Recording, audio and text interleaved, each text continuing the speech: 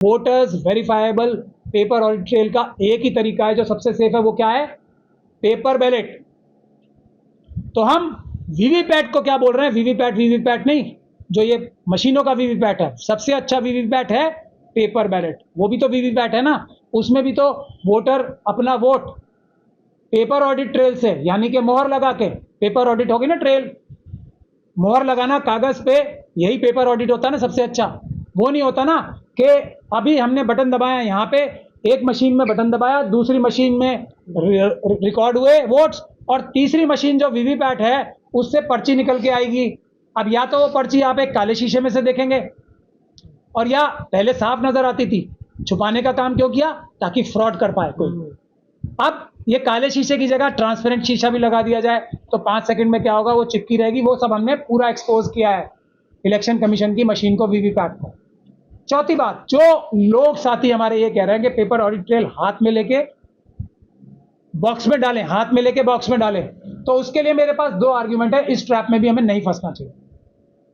पहली बात ये, हाथ में लेके अगर बॉक्स में ही डालना है तो ये मशीनों का झंझाल, हजारों करोड़ की, करीब 1 लाख की तो मशीनें बन जाती है ना एक सेट। 3 मशीनों का सेट ही 1 लाख में बनता होगा या 50,000 में बनता होगा। तो पेपर बैलेट से चुनाव कराने में कितना पैसे लगते होंगे? 1 रुपया भी नहीं लगेगा एक वोट का। तो ये सस्ता है क्या? और ये इतना लंबा तामझाम क्यों करना है? एक मोहर, जो इंसिडेंटली मेरा चुनाव का निशान भी है, वही हमने चुना कि वोट और पेपर बैलेट से चुनाव होने का मतलब मोहर से वोट लगनी चाहिए। तो वही मेरा इंसिडेंटली वो भी है चुनाव निशान, लेकिन वो इंपॉर्टेंट बात नहीं है। तो फिर भाई ये 3 मशीनों का जंजाल क्यों? सीधा लो पेपर बैलेट पे ठप्पा लगाओ, वो काफी नहीं है। दूसरी बात ये है कि थर्मल प्रिंटिंग एक चीज होती है, कल मेरी यूएस में भी बात हो रही थी किसी से, ऐसी टेक्नोलॉजी आराम से आ जाती है कि जो ये ऊपर से जो नजर आएगी थर्मल प्रिंटिंग, वो 6 घंटे 7 घंटे या 2 हफ्ते में गायब हो जाएगी। 2 हफ्ते से ज्यादा ही टाइम लगना है ना काउंटिंग में, 2 महीने में गायब हो जाएगी। अभी तो 2 महीने ही हैं, और उसके अंदर से जो ओरिजिनल है वो निकल के बाहर आ जाएगा। भाई ये सब चक्कर में पड़ना ही क्यों है? शक और शुबे में पड़ना क्यों है? तो ये जो हाथ में लेने की लोग बात कर रहे हैं, उनसे भी मैं रिक्वेस्ट कर रहा हूं, जरा अपनी साइंस और टेक्नोलॉजी के बारे में थोड़ा और जान लें, तब एक ऐसे घोड़े पे दांव लगाएं जो आपको हरवा सकता है।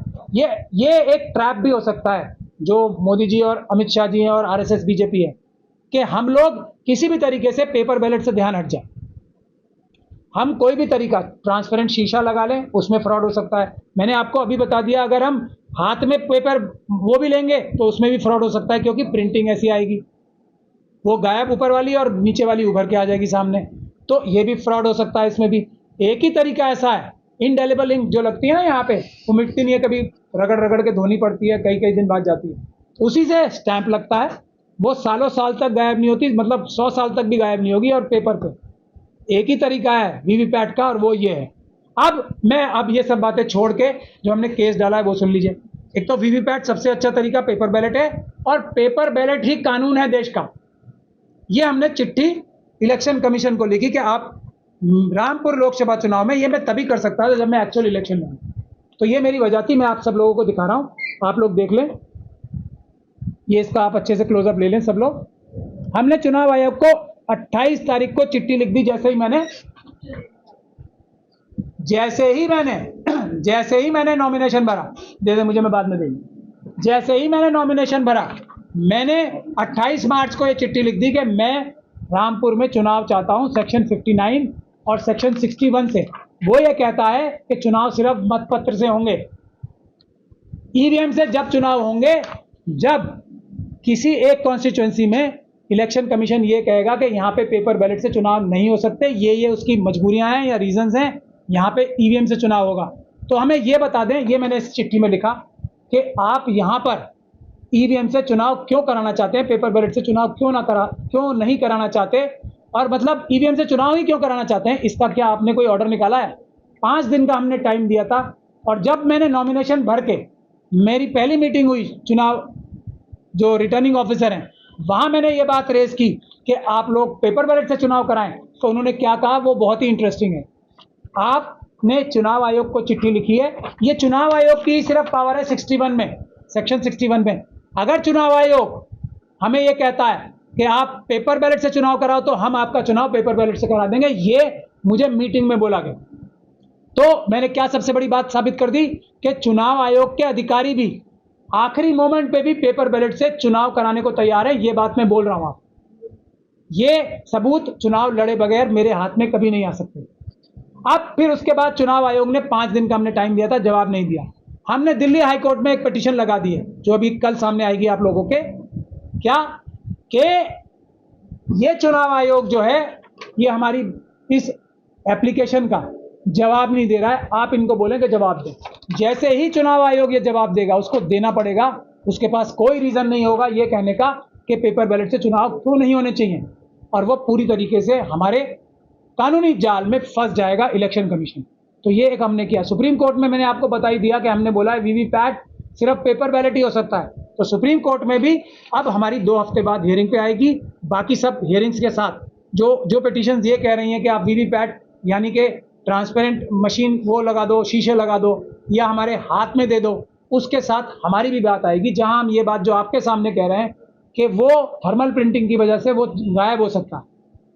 तो इसीलिए सेफेस्ट मेथड है, कानूनी मेथड है, आप पेपर बैलेट से चुनाव कराओ, ये भी हमने लगा दी है। और उसके बाद मैंने जो अपने रिटर्निंग ऑफिसर्स हैं उन्हें दूसरी चिट्ठी भी लिख दी है।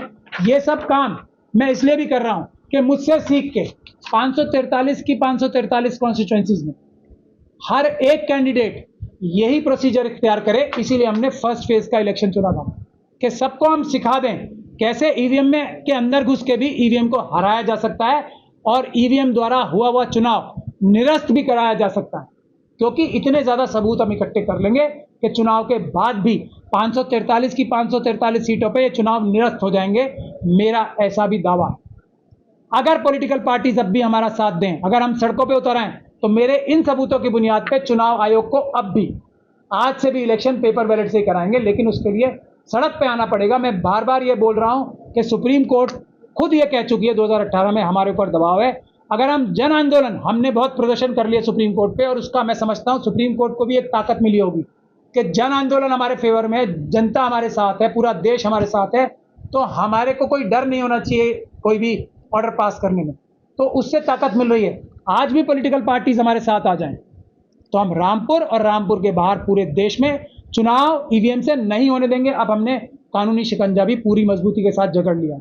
उसके बाद हमने ये सुप्रीम कोर्ट की भी पिटीशन जो लगाई है वो लग गई है और वो आने वाली है, उस पर नोटिस हो गया, आप सब लोगों ने देख लिया होगा। उसीलिए आप सब नोटिस नहीं हुआ है, अभी वो फाइल हो गई है और वो जिन पिटीशन पे नोटिस हुआ है उनके साथ ही हियरिंग पे अब आएगी। 2 हफ्ते के बाद सुप्रीम कोर्ट ने कहा है 2 हफ्ते में हम सुनेंगे। लेकिन एक और महत्वपूर्ण बात मैं बता रहा हूं आपको, एक और सबूत हमारे हाथ में आ गए चुनाव लड़ने की वजह से। ये हैंडबुक है जो हर एक कैंडिडेट को मिलती है। ये हैंडबुक भी मैं आपको चाहूंगा आप अपने दर्शकों को दिखाएं। हम आपको इसका सॉफ्ट कॉपी भी सबको सप्लाई करेंगे। इसमें ये साफ साफ लिखा है जो चुनाव आयोग ने, मैं ये आप टाइम लगेगा, मैं आपको पढ़ के नहीं सुना रहा, लेकिन इसमें साफ साफ लिखा हुआ है कि चुनाव ईवीएम से सुरक्षित रूप से नहीं हो सकता। कोई भी आदमी जिसको टेक्नोलॉजी के बारे में एकदम बेसिक नॉलेज भी है, वो इसमें से पढ़ के ये बता सकता है कि चुनाव आयोग के द्वारा निर्मित ये जो ईवीएम्स हैं ये सुरक्षित नहीं है। ये सुरक्षित अब भी ये बता रहे हैं कि हम आदमी लगाएंगे अपने वहां पे ताकि उसको धांधली ना कर सके कोई, हैकिंग नहीं हो सकती। ये चुनाव आयोग पूरी मजबूती से नहीं कह रहा है, ये कह रहा है कि हमने ऐसे बढ़िया काम से कर रखा है कि चुनाव इसकी हैकिंग हो नहीं सकती। ऐसी कोई मशीन नहीं है जिसकी हैकिंग नहीं हो सकती, ऐसी कोई मशीन नहीं है जो मैनिपुलेटेबल नहीं है, दुनिया में बनी नहीं है। लेकिन उसके सबूत, ये बात हम ओरली कह रहे थे, आज सबूत भी हमारे हाथ आ गए हैं चुनाव आयोग की खुद की किताब से, जो कि हर एक कैंडिडेट को देश भर में ये किताब मिलेगी। उसमें ये लिखा हुआ है कि ये मैं आपको दिखाता हूं, 2-3 चीजें पढ़ के भी बताता हूं। Any tampering of ECI EVM by coded signals or by wireless, Bluetooth or Wi-Fi is ruled out as EVM does not have any radio frequency communication capability, hence communication through Wi-Fi, Bluetooth etc. तो जब ये internet से connect होगा SLU के time पे, symbol loading unit के time पे, तब तो ये सब नहीं रहेगा ना। इसमें भी तो बैटरी है तो सिग्नल भी है ना। खैर इस पे मैंने, और अगर इनके फ्रीक्वेंटली आस्क क्वेश्चंस दिखाए जाएं, उसमें भी ये लिखा हुआ है साहब के फ्रीक्वेंसी तो है बहुत लेकिन कम है इसलिए नहीं पकड़ी जाएगी। मतलब उसके बाद एक और महत्वपूर्ण बात मैं आपको पकड़े सुनाना चाहता हूं,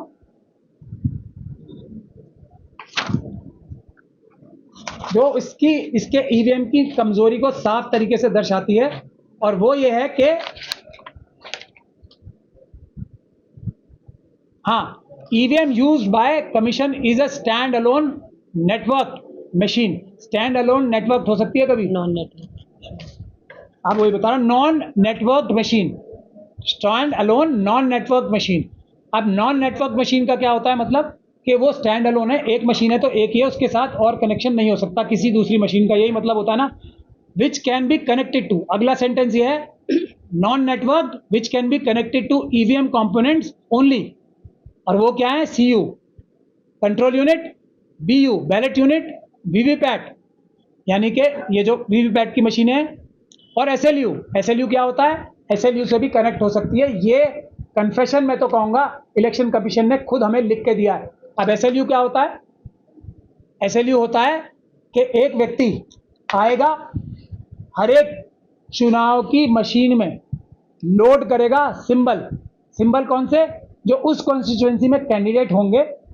जैसे मेरी कॉन्स्टिट्यूएंसी रामपुर में 6 कैंडिडेट हैं, तो 30 तारीख के बाद जब सारे कैंडिडेट्स ने अपने नॉमिनेशन विड्रॉ कर लिए, जब भी तो पता लगा कि ये 6 कैंडिडेट हैं, तब हमें सिंबल अलॉट हुए, तभी पता लगेगा ना कि ये कैंडिडेट हैं। तभी अब जब अभी ईवीएम आई नहीं है, ईवीएम हमें कल दिखाई जाएंगी पहली बार, हाथों में दी जाएंगी पहली बार, तो अब जब ईवीएम हमारे से पास होके जाएंगी आगे और हम उस पर ऑब्जेक्शन करेंगे कि ये बेईमानी भरा सिस्टम है, उसके बाद लोग आते हैं जो प्राइवेटली एंगेज होते हैं, वो लैपटॉप लाते हैं, पेन ड्राइव लाते हैं और कनेक्ट करते हैं लैपटॉप को इलेक्शन कमीशन ऑफ इंडिया की वेबसाइट से, जहां पे हर कॉन्स्टिट्यूएंसी के जो कैंडिडेट होते हैं और उनके सिंबल होते हैं, उसको वो डाउनलोड करते हैं अपने लैपटॉप में, उसको पेन ड्राइव में लेते हैं और उसको फिर ये हर एक ईवीएम की मशीन में घुसाते हैं, डालते हैं, डाउनलोड करते हैं।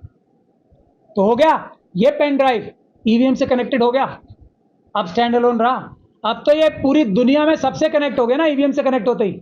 ये सिस्टम एसएलयू लिखते ही ये पूरी तरीके से इलेक्शन कमीशन का सिस्टम ईवीएम का पूरी तरीके से एक्सपोज हो गया। अब ये क्या इलेक्शन कमीशन ये गारंटी ले सकती है कि जो इंटरनेट कनेक्शन के थ्रू ये सिंबल लोडिंग यूनिट का जो प्रोसीजर हुआ था, जब लैपटॉप में उतारे गए थे वो सिंबल वहां से इलेक्शन कमीशन की वेबसाइट से, पूरी दुनिया में किसी ने भी, ना इजराइल से, ना अमेरिका से, ना पाकिस्तान से, ना चाइना से, कोई भी वायरस इसमें इंट्रोड्यूस नहीं किया गया होगा इस लैपटॉप में, जो कि इस पेन ड्राइव में ऑटोमेटिकली आ जाएगा। ऐसी कोई टेक्नोलॉजी है मोदी जी, ऐसी कोई टेक्नोलॉजी है इलेक्शन कमीशन साहब? नहीं है दुनिया भर में कोई भी टेक्नोलॉजी। इस इंटरनेट के माध्यम से इस पेन ड्राइव में और इस आपकी सारी stand alone, so called stand alone मशीनों में वायरस कोई भी घुसा सकता है। तो ये चीज इलेक्शन लड़ने के बाद ही मेरे हाथ आ सकती थी। तो ये सब हमने कर दिया है। 5 तारीख को हम कल वहां जा रहे हैं। अब भी मैं सभी पॉलिटिकल पार्टी से रिक्वेस्ट कर रहा हूं, रामपुर का चुनाव एक जो टेस्ट केस है, अगर आप सब लोग मेरा साथ देंगे रामपुर के चुनाव में भी और सड़कों पे आने में भी, मैं अपना चुनाव में कैंपेन ही नहीं कर रहा हूं। मैंने बिल्कुल साफ कर दिया है वहां की जनता से, मैं कैंपेन करने नहीं आऊंगा, क्योंकि आज भी एक बहुत बड़ी साजिश के तहत, समझ लीजिए आप, मथुरा मस्जिद में यादवों के बीच में और मुस्लिम कम्युनिटी के बीच में लड़ाई कराने के लिए पिटीशन चल रही है, जिसके लिए मुझे भाग के यहाँ आना पड़ा। नहीं तो इतनी ये भी हो सकता है कि मथुरा में भी, मथुरा की शाही ईदगाह मस्जिद में भी कोर्ट ये ऑर्डर कर दे। इतना दबाव बन रहा है, रोज पिटीशंस लग रही हैं कि वहाँ पे जो हिंदू पक्ष है उसको पूजा करने की इजाज़त मिल जाए। आप समझ सकते हैं ज्ञानव्यापी के बाद अगर ये पिटीशन भी अलाउ हो गई तो यादवों और मुस्लिम के बहुल क्षेत्र जो 2 प्रदेश हैं, बिहार और उत्तर प्रदेश में क्या हो सकता है, उसकी साजिश भी की जा रही है। 1 तारीख को भी ये पिटीशन लगी थी, वो मैंने रामपुर से ही ऑनलाइन की। आज मुझे क्योंकि पूरी फाइलें चाहिए थी, मैं यहाँ आया और आज भी किसी तरीके से हमने ये रोका है, लेकिन अगला डेट अब 12 तारीख की लगी है। तो और ये चुनाव के दौरान ये भी हो सकता है, इसका भी ध्यान मुझे रखना है कि कम्युनल बेसिस पे किसी भी तरीके से चुनाव को आपस में लड़ा के ना जीता जाए।